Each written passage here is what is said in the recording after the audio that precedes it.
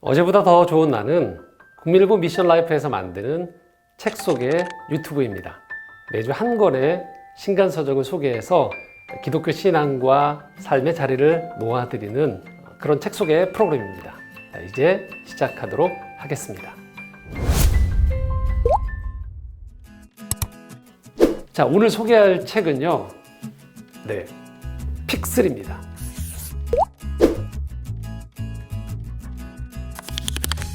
픽3, 세 가지를 고르는 거죠. 매일 딱 세 가지만 남기라는 거예요. 저자가 누구냐면 랜디 저커버그인데요. 어디서 많이 들어본 것 같지 않으세요? 네, 맞습니다. 이 페이스북을 만든 마크 저커버그의 누나예요. 실제 이 랜디 저커버그는요, 마크 저커버그와 페이스북을 함께 운영해 나갑니다. 하지만 아무래도 이게 동생 회사니까 자기 회사는 아니잖아요. 좀 더 독립하고 창의적으로 일하고 싶은 마음이 생겨서 회사를 따로 차렸습니다. 너무너무 재미있게 사는 것을 좋아하고요. 열정과 비전이 아주 가득한 여성이거든요. 그래서 특별히 이 랜디 저커버그는 예술에 아주 강한 열망을 가지고 있어요. 그래서 회사를 운영하면서도 심지어는 브로드웨이에 가서 공연을 할 정도로 아주 열정이 넘치는 여성이죠. 당연히 그러면 워커홀릭일 가능성이 많죠. 일중독. 본인이 좀 그런 면들이 있다고 해요.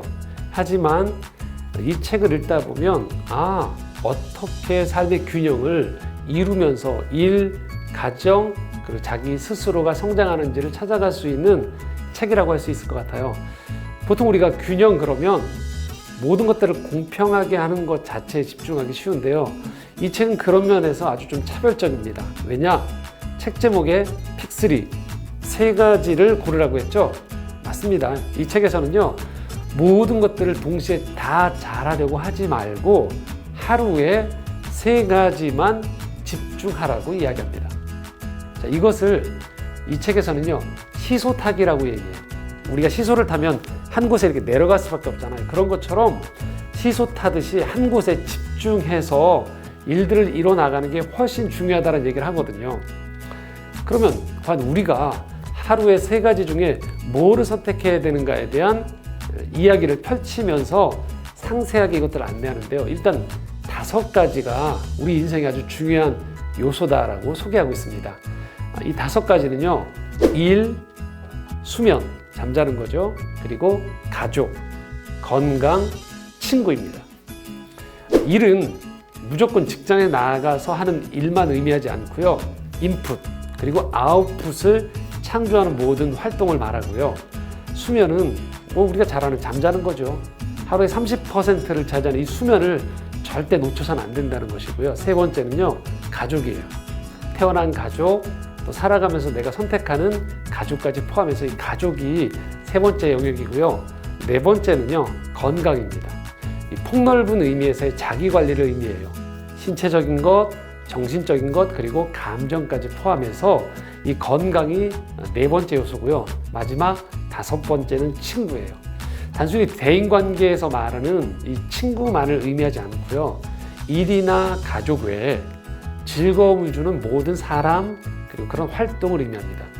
그러니까 이 책은요, 이 5가지, 일, 수면, 가족, 건강, 친구, 이 5가지 요소들 중에서 보통 우리가 일상을 살면요, 이 5가지를 다 하루에 하느라고, 다 균형 있게 해내느라고 지치고 또 죄책감을 갖거든요.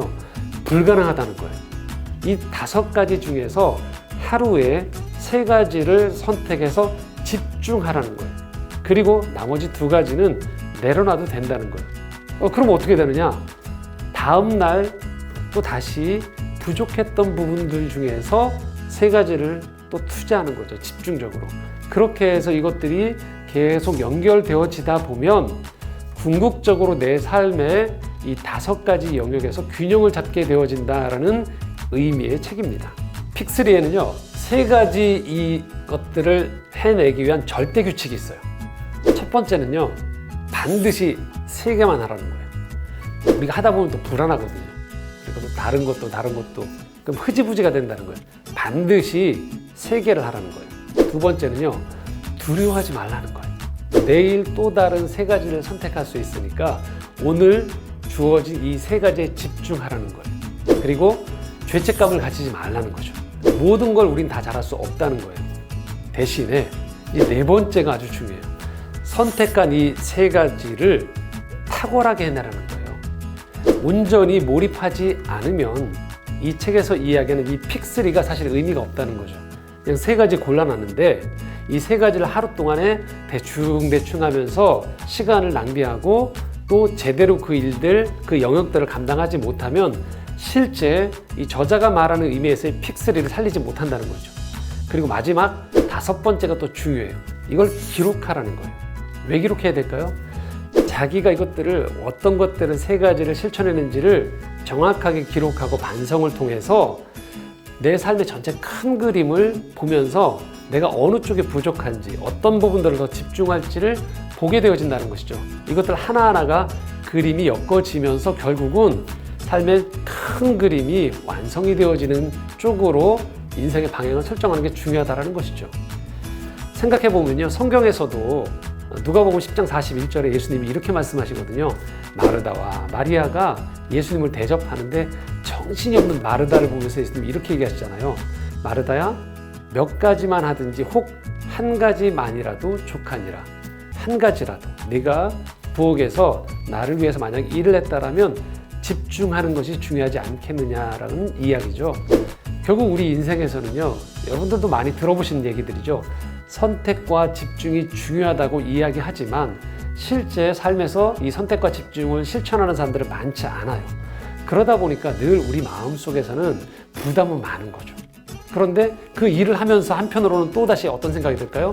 아, 저 일을 해야 되는데, 저 관계를 놓치고 있는데, 그런 불안 속에서 지금 하고 있는 일도 집중하지 못하고 늘 내 삶은 바쁜데 돌아보면 제대로 열매 맺는 일들이 적다는 거죠. 그래서 이 픽3를 보면서 집중하는 것, 선택할 수 있는 지혜를 좀 배울 수 있을 것 같고요. 특별히 이 픽3를 실천하면 좋은 점은요, 이 책에 나와 있는 내용에 이렇게 얘기합니다. 이 뇌과학자들 말에 의하면 짧은 시간 안에 여러 일을 하는 것보다 한 가지 일을 오랫동안 할 때 우리의 행복도가 높아진다는 거죠. 그리고 저는 이 문장이 굉장히 와닿았었어요. 이 챕터 안에 한 제목인데요. 할 일 목록보다 해낸 목록이 더 행복하게 우리를 만든다는 거죠. 근데 실제 우리는 보통은 열심히 살려고 하다 보면 우리 다이어리에 뭐만 적혀 있죠? 해야 되는 일의 목록이 적혀 있는 거예요. 근데 이 세 가지를 정해놓고 집중해서 선택해서 하루를 보내고 나면 아, 내가 이 일들을 해냈구나 하는 것들이 차곡차곡 쌓여지면서 내 스스로에 대한 만족감, 삶의 성취감도 같이 올라갈 수 있겠다라는 것이죠. 자, 저는 이 책을 읽으면서요, 세 가지 정도의 이 책의 장점이 느껴졌어요. 첫 번째는요, 무척 솔직해요. 자기가 잘하는 것, 또 잘하지 못하는 것들을 저자가 아주 진솔하게 오픈했기 때문에 여러분들은 이 책을 읽으시면서 뭔가 저자가 자랑한다는 느낌보다는 인생에 지금도 열심히 살고 있는 선배가 건네주는 코치 같은 느낌을 좀 받으시고요. 두 번째는요, 실천이 가능해요. 실제로 이 나머지 제가 지금 이 픽3 하면서 5가지 영역을 설명해 드렸더니 여러분들 보시면서 아, 그래 하고 그냥 넘어가시면 또 흐지부지 될 텐데, 이 책을 읽어보시면 실제 저자가 이 5가지 영역을 어떻게 세분화해서 실천하고 시행착오를 겪고 보람을 느꼈는지가 잘 풀어져 있어요. 좋습니다, 실천하기에. 마지막 세 번째는요, 이 각각의 5가지 영역에서 저자가 만났던 이 각 영역의 실패자 그리고 성공자들을 적절히 소개해놨어요.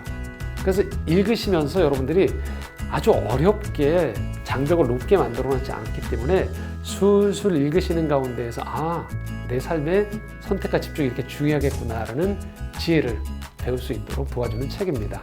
자, 오늘 첫 번째 시간에 짧지만 아주 명료하게 여러분들에게 소개했던 첫 번째 추천하는 책 픽3입니다. 한번 읽어보시고 여러분 삶에 도움이 되셨으면 좋겠습니다. 자, 좋아요 그리고 구독 누르시면 감사하겠습니다. 다음 시간에 뵙도록 하겠습니다. 감사합니다.